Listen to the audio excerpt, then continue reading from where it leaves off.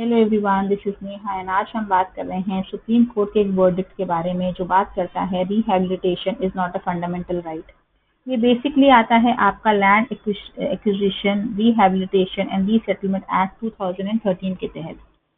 अभी रिसेंटली हम देख रहे हैं कि बड़ी हाइप क्रिएट हो जाती है। फार्मर्स प्रोटेस्ट कर रहे हैं तो लोग सोचते हैं कि फार्मर्स का लैंड ले लिया गया था इसलिए वो प्रोटेस्ट कर रहे हैं, गवर्नमेंट ने कुछ उनके साथ अनफेयर किया है। तो एग्जैक्टली क्या है ये सब कुछ, इसके पीछे पीछे कहानी क्या है, ये एक्ट क्या है, थोड़ा समझते हैं।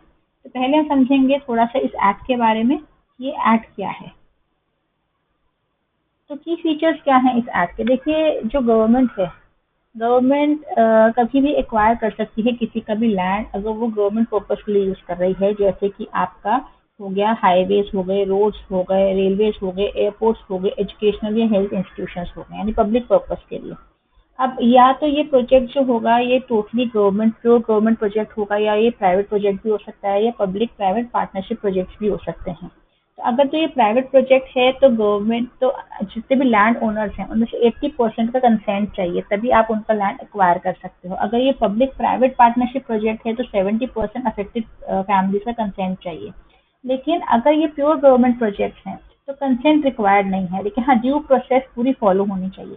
देखिए, ये ज़रूरी क्यों है, पहले इसका रेलेवेंस समझिए। देश बढ़ रहा है, आप आज हाईवेज ऐसे बन गए हैं कि आप डायरेक्टली मुंबई जा सकते हैं। तो कैसे बनेंगे ये हाईवेज, कैसे बनेंगे कनेक्टिविटी के लिए रोड्स, रेलवेज, एयरपोर्ट्स, कैसे देश प्रगति करेगा, कैसे बनेंगे। आप बोलते हैं कि चलिए फ्री एजुकेशन, तो उसमें education institute, health institute, institution ये सब बनाने पड़ेंगे गवर्नमेंट को। तो कैसे बनेंगे, कहीं ना कहीं तो बनेंगे ये। तो उसके लिए ये पब्लिक पर्पज के लिए गवर्नमेंट को लैंड चाहिए होता है। लेकिन ये ऐसे ही नहीं होता है, उसके लिए proper government social impact assessment करती है। उसमें वो क्या करती है, आइडेंटिफाई करती है कि क्या ये प्रोजेक्ट जेन्युइनली ज़रूरी है, क्या ये पब्लिक पर्पस को सर्व करेगा और इससे क्या क्या क्या असर पड़ेगा। और ऐसे ही नहीं होता है कि बस उन्होंने बस बोल दिया।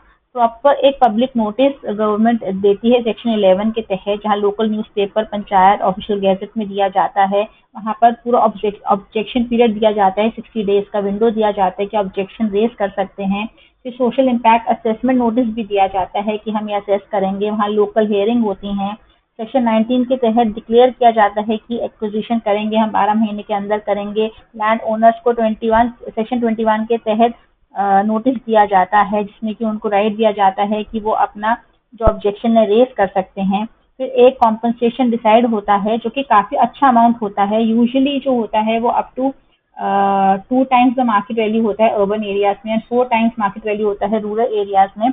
और ये जो नोटिस, जो अवार्ड है, जो कॉम्पनसेशन है, ये पोजेशन से पहले ही दिया जाता है। अगर कॉम्पनसेशन आपको सेटिस्फैक्ट्री नहीं मिलता है या फिर टाइम से पहले नहीं मिलता है तो सेक्शन 64 के तहत भी आप चैलेंज कर सकते हैं इसको, इस एक्ट में। नहीं तो सेक्शन 74 के तहत अपील कर सकते हैं हाई कोर्ट में।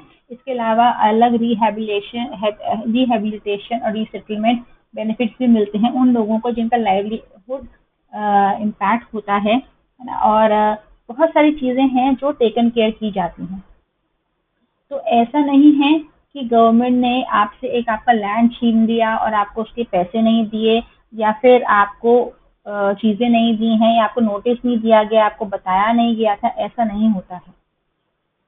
तो ये एक बहुत ही स्टेप बाय स्टेप प्रोसेस है, बहुत तरीके से की जाती है, और इसमें बहुत टेक केयर किया जाता है कि गवर्नमेंट आपको बेस्ट से बेस्ट क्या दे सकती है।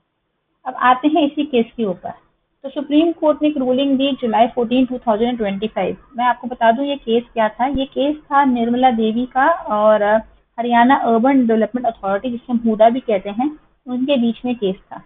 तो क्या होता है कि हुडा ने इनका लैंड लिया, एक्वायर किया 1992 में, और उसके एवज में इनको कॉम्पनसेशन भी दिया गया, जो कि एक सेटिस्फैक्ट्री कॉम्पनसेशन उनको दिया गया। जो यूजली रूरल एरिया में तो 4 टाइम्स होता है और इसमें 2 टाइम्स होता है। इसकी हम कैलकुलेशन अभी बताएंगे आपको।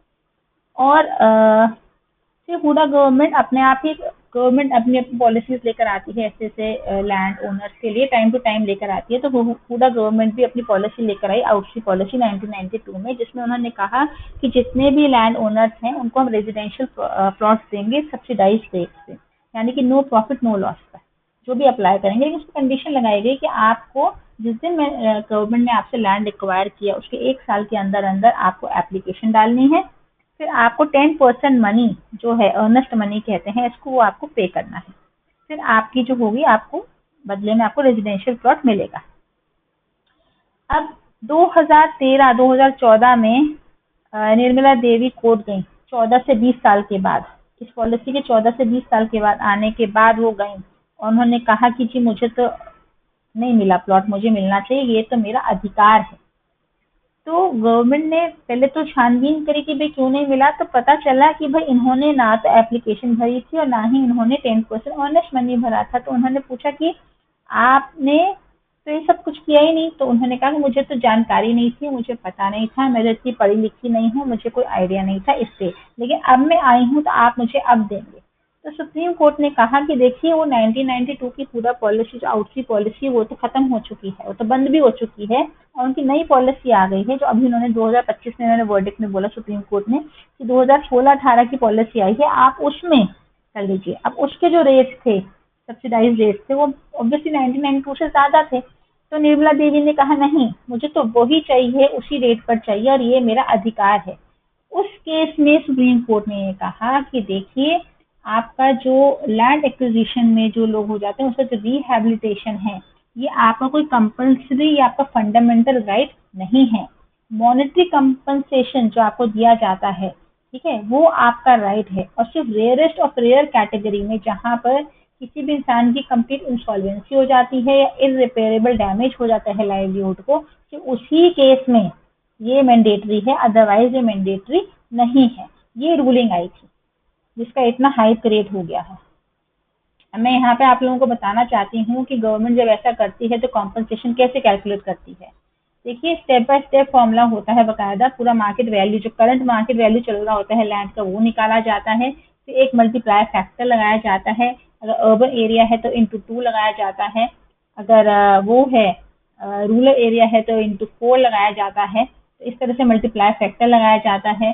फिर आपको 100% सोल्यूशियम लगता है आपको, यानी कि आपको इमोशनल लॉस हुआ है, आपका एक अटैचमेंट था उस लैंड से, आपका घर था, तो जितना पैसा वो लगाते हैं, पैसा आपको देते हैं, उतना ही पैसा आपको जो सोल्यूशन दिया जाता है। तो मान लीजिए कि मार्केट वैल्यू 10 लाख है किसी फ्लैट की, तो उसने आपका मल्टीप्लायर लगकर 20 लाख हो गई, तो सोल्यूशन में 20 लाख होकर आपको 10 लाख की मार्केट वैल्यू की जो जमीन है उसका आपको 40 लाख रुपए मिलता है।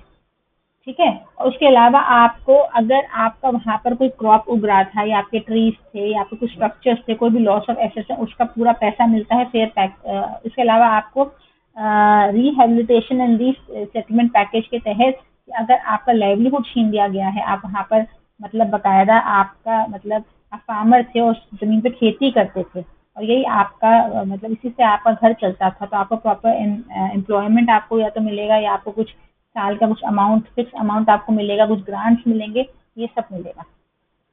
तो ऐसे आपको एडिशनल अमाउंट भी देते रहते हैं, तो ऐसा नहीं है। तो उस रूलिंग में यही कहा गया है कि रिहेबिलिटेशन जो है आपका फंडामेंटल राइट नहीं है। साथ में ये भी मैं आपको बता दूं कि रिहेबिलिटेशन हर केस में नेसेसरी नहीं है। अगर मान लीजिए कोई एक फैमिली है जो वहाँ रह भी नहीं रही थी, उसका कोई डिस्प्लेसमेंट नहीं है, ना ही उसकी जमीन के भूते उसका घर चल रहा था, तो उनको रिहेबिलिटेशन का तो वैसे भी राइट नहीं है। दूसरा, अगर आपने अपनी मर्जी से लैंड बेची है, ठीक है, कि गवर्नमेंट ने कहा ये लैंड मुझे बेच दो, मुझे काम है, आपने कहा हाँ जी खरीद लो, आपने आपस में तय किया इतना इतना पैसा और आपने बेच दी, तो रिहेबिलिटेशन किस बात का।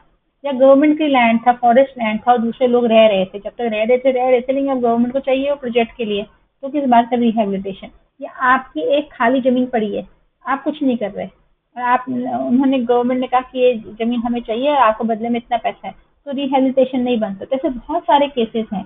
या हाईवे बन रहा है और आपसे कहा कि आपका लैंड नहीं चाहिए, बस एक पैसे चाहिए बीच में से, तो थोड़ा सा हिस्सा चाहिए, तो उतने हिस्से के हिसाब से कितना यूसेज उन्होंने गवर्नमेंट ने लिया उसके हिसाब से, जैसे बिल्कुल ही ना के बराबर आपको वो हो जाएगा, तो आपको रिड्यूस या कोई भी वो ना मिले, तो ऐसा होता है।